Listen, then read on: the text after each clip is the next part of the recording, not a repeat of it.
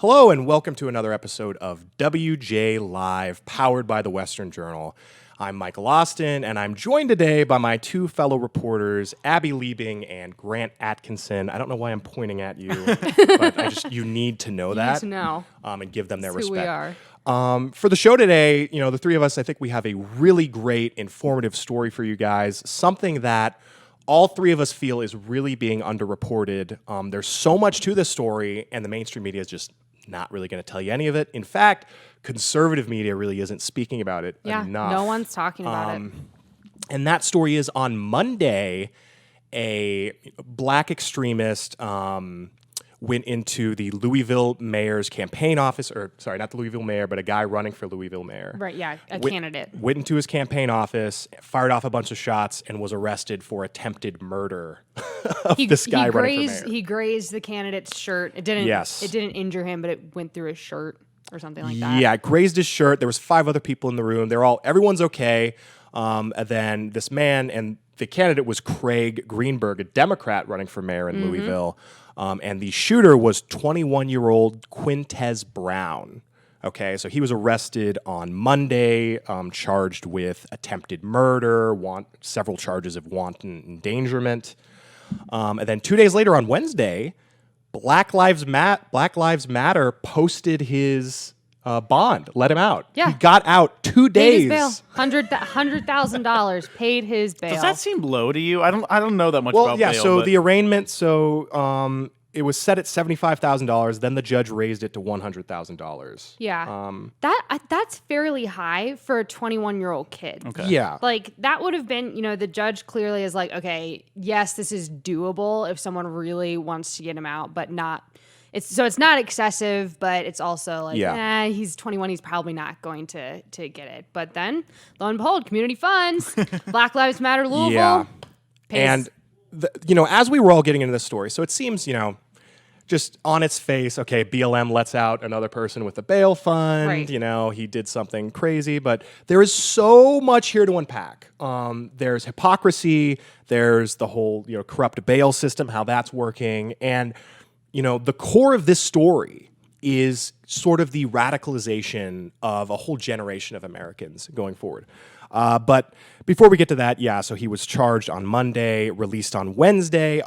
He wasn't just allowed to walk the streets. He is remanded to his house, and I believe he has a tracking bracelet on. Yes, he does. Unfortunately, most people jump bail after they've been let go to their house. Yes. So that hopefully that doesn't happen. The DA, the head of the city council there, they seem to believe that this was a huge misjustice that he was let out. He should have been, in their opinion, remanded to custody. Right, because he seems to be a high flight risk.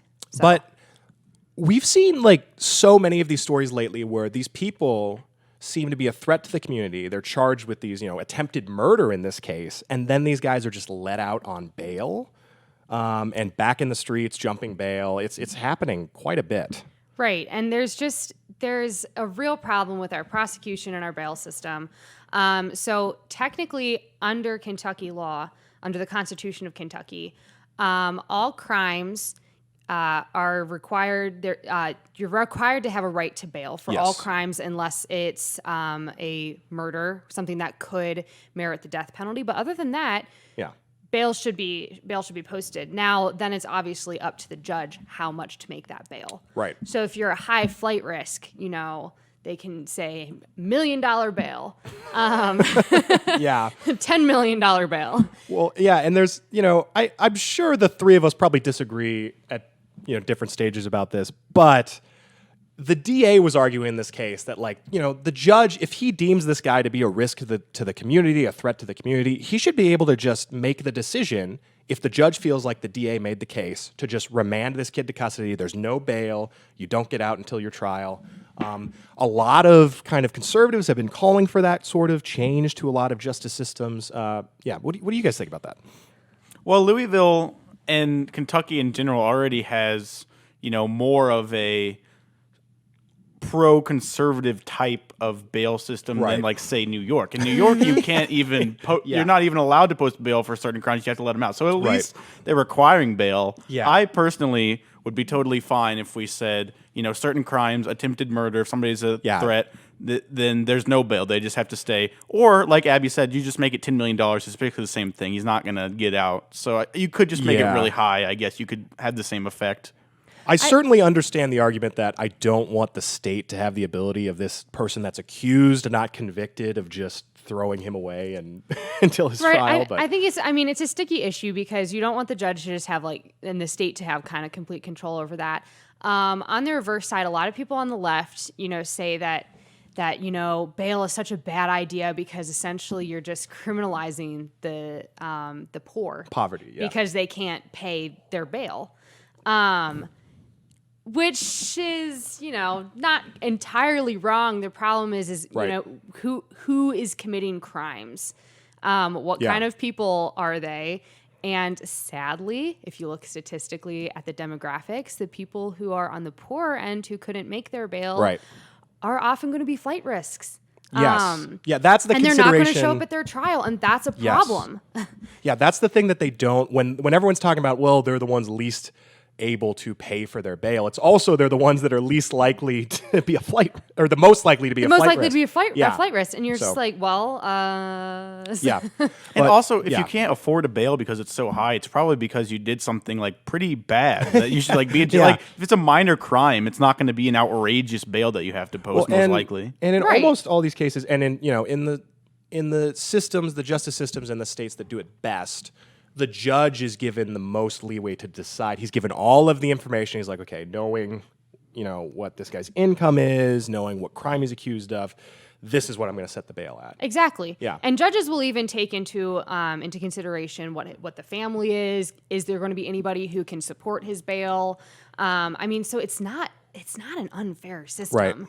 Right. It's pretty much up to the discretion of judges. What complicated this one for me, though, is, okay, so this guy attempted murder, this 21-year-old kid, bail set at $100,000, which presumably most kids and families in that area would not be able to afford. That's a lot. Then BLM, the Louisville kind of arm of BLM, it's not necessarily associated with the national BLM. Actually, I'm not sure. They do have some local organizations associated with them. It's not national BLM. BLM Louisville. They have this Louisville Community Bail Fund. Yeah. Kind of like if you remember those funds that Kamala Harris was pushing to let Minneapolis rioters out in 2020. Yeah. So they used that, BLM Louisville used that fund to post the $100,000 bail. And, people in Kentucky are talking now, maybe we should ban, community funds like this for being used to pay bails. Right. So, that's definitely a consideration. Yeah. Which I don't think is necessarily a bad one. Yeah. Because, if you're just letting anybody pay bail and, it's just, a pool that you can start, that you could get all your friends at your local pub to pay your bail then every time that you murder your girlfriend. It's a bad idea. Not to mention, this whole situation came up and BLM Louisville tweeted, they just kept, they take it further and further. Someone's saying maybe we should have bail or shouldn't have bail. And they just say, we should do away with jail altogether and fund the necessary preventative measures folks beg Louisville mayor budget every year. And so when you have that type of thinking behind your community funding for bails, you're like, that's not a great model. No. And it's funny. They tried to, disassociate with this guy. They're like, well, he's not. This does whatever he's accused of doesn't represent BLM.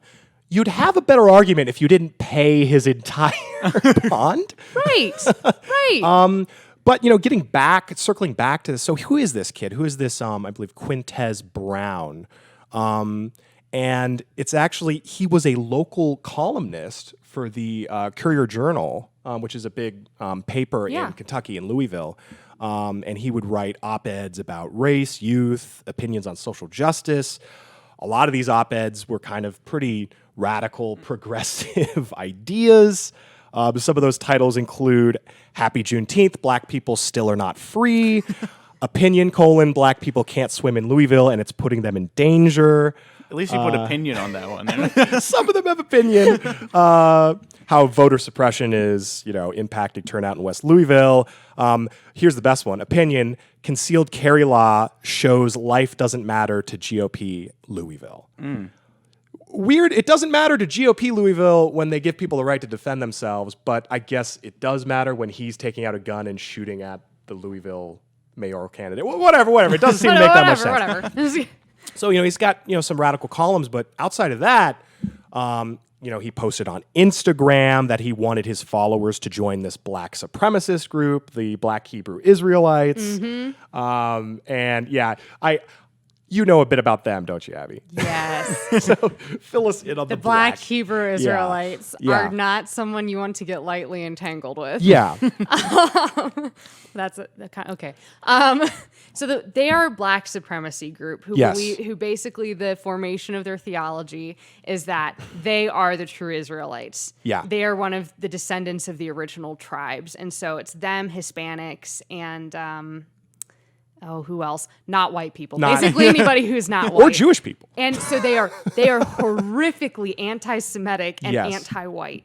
And they are known as a pretty extremist group. I'm not sure if they're technically classified under a terrorist group, but they straddle that line. Yeah. And they have militias. They have, histories of violence. And this kid promoted one of the wings of them on his Instagram. And clearly what that shows is, okay, we're dealing with this shooter was a racial supremacist, okay? It shouldn't matter, white supremacist, black supremacist, this kid had supremacist views about race. And I know to most people that's not a big deal unless the word white is preceding supremacist, but actually it's always a big deal and it's always important. And it's always horrific.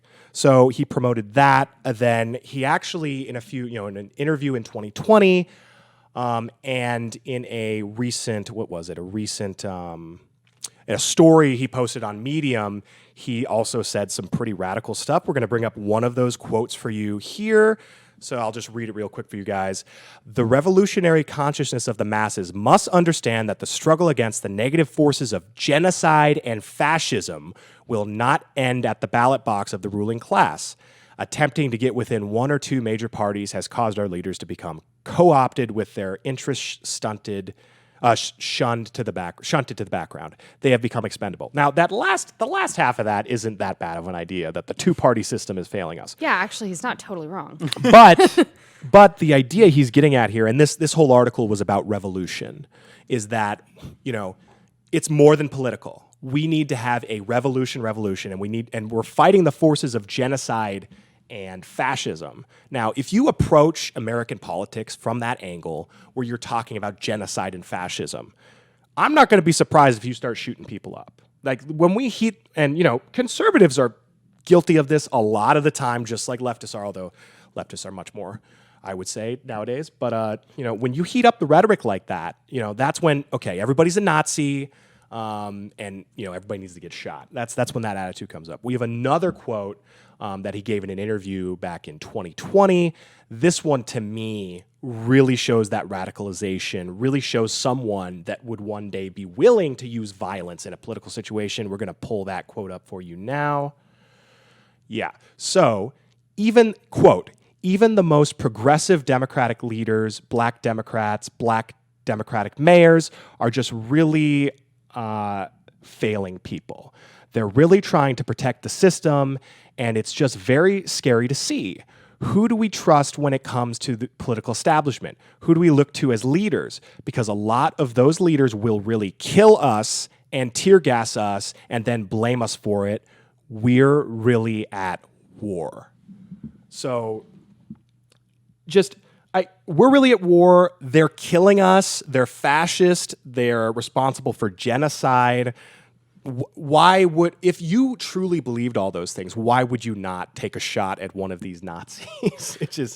which is what is so scary about this. Yeah, I think that's the consequences of your words. We talk about this all the time. Words have meaning. When you say things, Right. There are consequences. And when you say that if it was true that Republicans or white people or whoever were committing genocide against black people, or they're mowing down black people, or police are killing black people in a large rate, disproportionate rate. Yeah, Yes. yeah. If that is true, then this guy is potentially justified in going Right. out and shooting people, because if Yeah. his race is actually being systemically eliminated by America, Then he should stand up then and he go to should do war. that. So if you say those things and you pretend that they're true, then this is the natural reaction. This is what will happen. Yeah. And this is real incitement. I mean, it makes me think about Yes. January 6th, obviously, Yeah. because we've talked about Naturally. extensively how the Democrats have said that was incitement, especially from Donald Trump. He incited violence. He told him to go to the Capitol. Here are some of the quotes that Donald Trump said on January 6th. Compare these to what we just read from this guy. Yeah. Donald Trump said, quote, "If you don't fight like hell, you're not going to have a country anymore." That's the one that people really seized on. They Yes. said, "Oh, he's telling them to fight." He said the It's word the fight. flashpoint. Everything's literal. Yeah. We have a guy here in Quintez Brown who is literally saying going to the ballot box is not enough. We need a revolution. And then Against genocide and against fascism. genocide and fascism.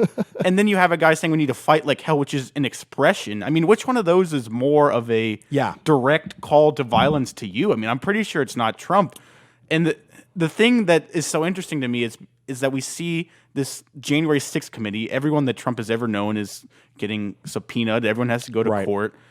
Like you said, this story, and it's recent, to be fair, but it's not being covered. It's not being covered. Not only is it not being covered in the same way, it's not being covered at all. Nobody is talking about it. And so I feel like people don't even know who Quintez Brown is. People haven't even heard this story. Everybody knew about the January 6th stuff. This is not being talked about, and it's arguably worse. Yeah, and this guy, he was a racial supremacist. He had spoken about, like, he's been super radicalized. He's talked about kind of these violent ideas, and he took a shot at a Democrat who he's basically said, just like all the other politicians, are killing his people, are creating this genocidal environment. Whataboutisms are probably overused in politics. I shouldn't say probably; they for sure are. Absolutely. But let's do a bit of a whataboutism here. What if this guy is a white supremacist and he takes a shot at a black candidate for office? Like the discussions, the news coverage would be insane. Like it always is. It'd be absolutely it'd be insane. Yeah, that's exactly the word for it. It would blow the media up on every single level. Every major outlet would be picking it up. Everyone would be scrambling to cover it and to condemn it. And the reason for that, something like that should get covered pretty extensively. But the reason that many of those places would hop on it is because it fits the narrative they want to tell about the country, about what this country's like. A narrative they don't want people knowing is that perhaps this heated rhetoric from BLM, from the CRT types, this idea that white people are inherently oppressive, that white culture is inherently genocidal, spreading those ideas fosters an environment where you have kids that grow up, they're radicalized, and then they're thinking about killing white people. Well, I think that's why each time something like this happens from someone who has expressed support for Black Lives Matter or the Black Lives Matter movement, that's why we see leftists try to disassociate the person from the movement. Right. We're seeing it with this. I was reading a Daily Beast article that was covering this. They were one of the few left-leaning outlets that even covered this situation at all. But the way that they covered it was to basically say that this guy, Quintez Brown, is just a mentally troubled young kid, and it has nothing to do with the fact that in fact, they said he was a promising young activist, and then he was mentally troubled, and that's why he did this. So his activism has nothing to do with what happened. He was promising over here. If he didn't have these mental problems, it would have been great. Yeah, they tried to divorce him. him. It's divorced. What about the fact that he was a promising young kid and then he got told all these lies and radical things. Right. And that's what caused him to do this. Well, and I want to point out the tragedy of that, because if you go back and look at his stuff, he is clearly a pretty thoughtful kid. And as everyone knows, when you're 20, 21, and you're in college, you experiment with a lot of ideologies often. Kids go through that phase in college. And I think that's pretty clear in his writing. If you go back and look at his columns, he's kind of trying to tease out these ideas. He is addressing issues that are actually there. You know, he addresses that, you know, public education is a problem, and that there's kind of a class warfare going on. But then he becomes radicalized and kind of draws all of the wrong conclusions as a neo-Marxist. Yeah. And that's when it becomes really dangerous and tragic at the same time. Yeah, and I read several of his op-eds too, and you can really see this promising, thoughtful, intelligent kid. And, you know, he was at university. His professors have come out. One of his professors has come out and said, look, he needs to be in an institution. He doesn't need to be in jail. Yeah. Maybe that's not necessarily true. But, you know, nevertheless, he is just such a promising, intelligent kid. And it's clear when you look at those ideas that, like, okay, he's really thoughtful here. He's really thoughtful here.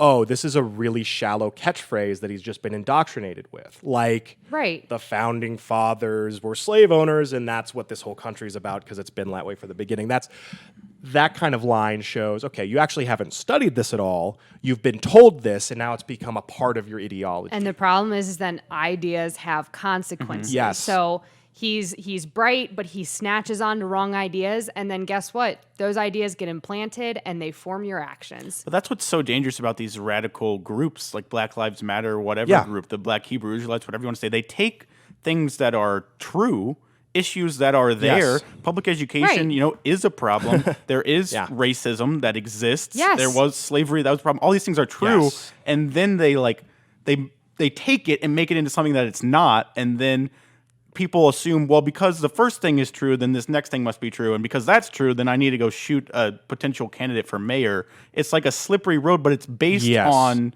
things that were true, that they just twist. And, you know, that radicalization, that's how radicalization happens. You know, I've read, you know, Steven Pinker talked a lot about how radicalization on the alt-right happens, how they suck people in. Yeah. And the way it works is those groups hold on to a kernel of truth that no one else is willing to tell. And that sucks these people in, and then they're willing to believe all the lies that follow. Exactly. People aren't radicalized by completely false ideas. Yes. You are radicalized by something that is true at its foundation, at the very least. Yeah, and you know, the idea that BLM Louisville has been pushing, that the Daily Beast is pushing, that this guy's lawyers, Quintez Brown's lawyers are pushing, is that this was a mental health crisis. It wasn't radicalization.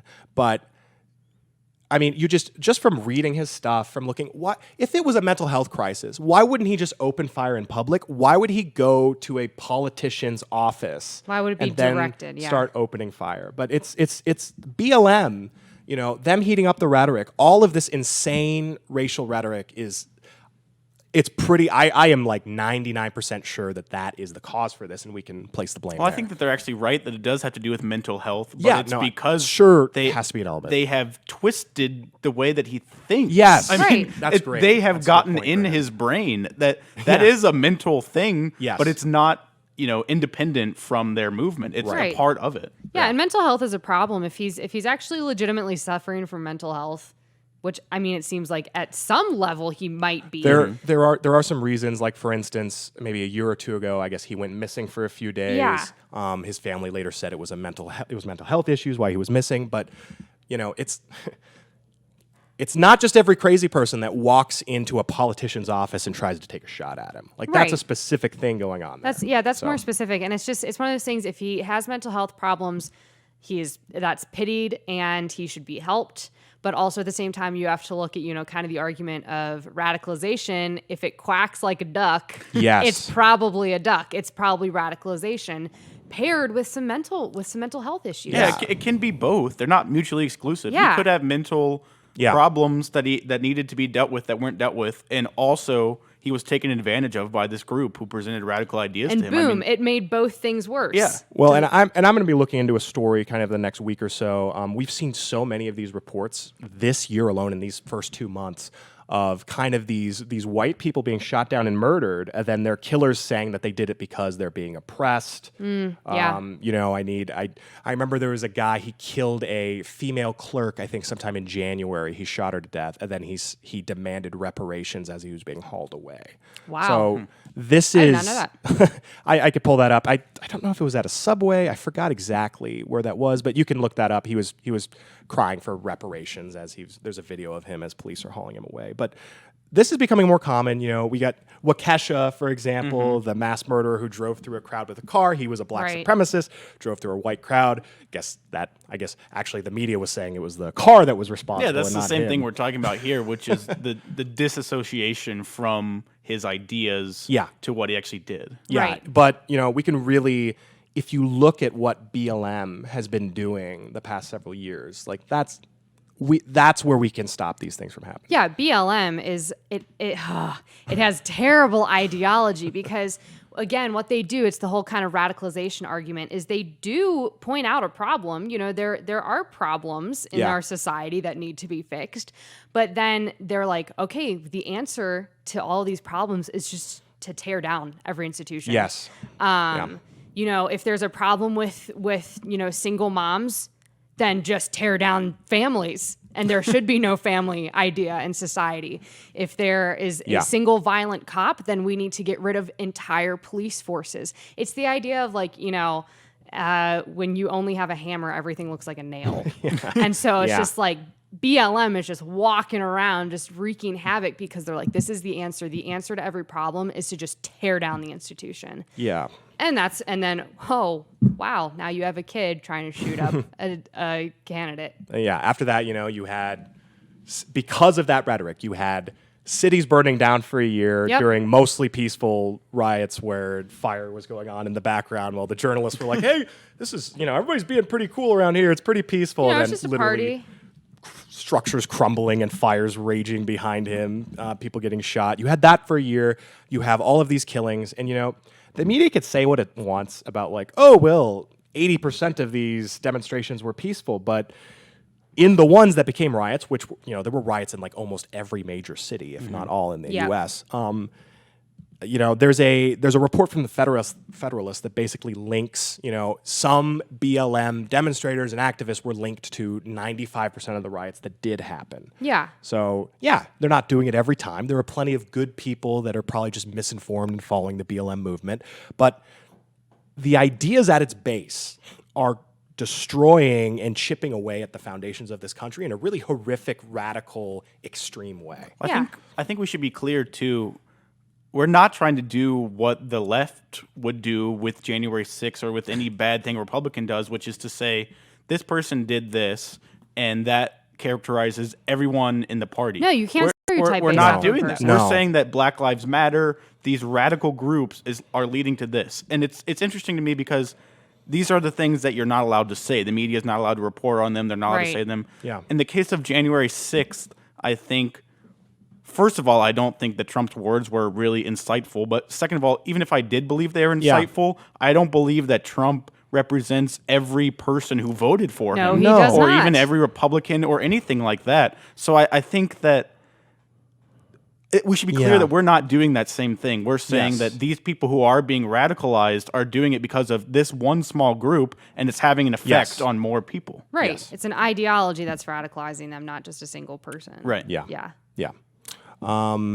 And do we have anybody else have any further thoughts on this? Oh, before I we mean, start there's so many wrapping it up? further thoughts, but we should probably just cut it off. Yeah. before we go down the rabbit hole. Just, you know, to summarize, this kid, he seems like he could be a real net benefit to society if he was really given a chance, if he really got out there and actually put his mind to it. But what has destroyed this kid's future most likely is a radical propaganda wing of the Democratic Party, of the leftist organizations in America that's just radicalized this kid, and they're radicalizing people his age across the country every single day, and they're ruining so many lives.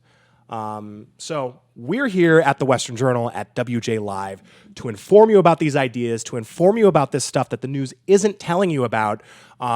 So, you know, we can have an informed populace and we can start putting back together this country. Please, you know, please join us here. Monday, Wednesday, Friday on YouTube, Rumble. At YouTube, you can join us at youtube.com/WJ Live. Make sure to subscribe and hit the bell. You can go to Western Journal on Rumble to see the videos there as well. If you really want to help the work we're doing at the Western Journal, we're doing there's some great reporting coming from these two guys on our team all the time. We're looking into all kinds of stuff, including, we're going to have a piece in the next week or so about the prevalence of these types of racial justice motivated shootings and killings. If you want to stay informed on that sort of stuff that nobody's covering, please go to westernjournal.com/join. Please subscribe. When you do subscribe to the Western Journal, it helps us circumvent kind of those big tech tyrants. They're always Facebook, YouTube, Twitter. They're always trying to throttle us. They're always using these semantical fact checks that, we didn't actually say anything untrue, but it's kind of an opinion that they don't like, and so they're just going to demonetize us completely.